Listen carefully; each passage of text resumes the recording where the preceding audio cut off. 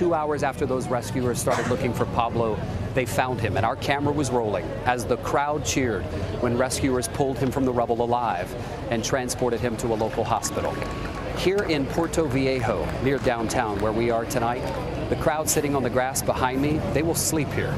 There is nothing left to go home to.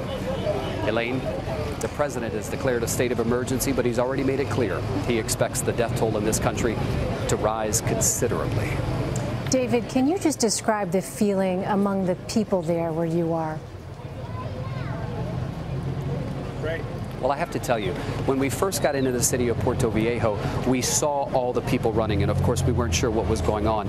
And we were looking for someone to interview and focus a story around and tell a story that would relate to the viewers back in America.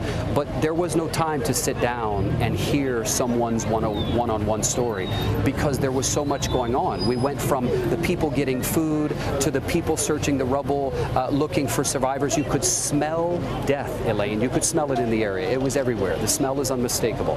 And from there, we kept going, and a man ran up to us and he said, "You got to come. Somebody just called." And so we were going around, and we had to be very careful because they made it clear to us, listen, we're worried about the building. Stay in the center of the street. You guys are operating at your own risk. And we were mindful of that. There were power lines all over the place. I mean, it is a disaster zone. That is putting it mildly.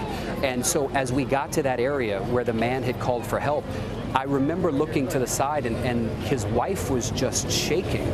I mean, she looked like she was about to pass out. And so we went over to her, and she just couldn't stop telling the story of, he called me and he said, "Please help." And the rescuers for a moment were just standing around going, what do we do? Who's going to go in? How are we going to do it? Where do you even start digging? Where do you go?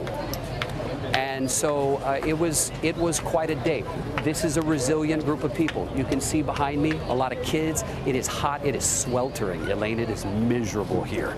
But nobody's griping. I've not run into one person who has complained about their situation because everybody knows not far down the road it's a lot worse than it is here. So much devastation, David. How long will crews continue to search for survivors? Do you know?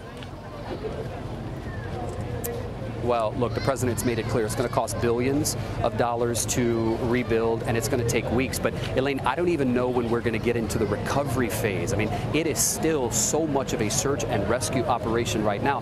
One official told me, you know, someone could live 5, maybe 7 days under the rubble. So this could go on well into the week. I mean, you can't even, we thought we'd hit a couple of areas today. We went to one area, and 2 hours later we left there, and that was all we could get. I mean, you can't even go to another area because there's such a state of emergency in each zone that you go into. It is something to see. It's something to see. All right, David Begnaud on the ground there in Ecuador. David, thank you so much.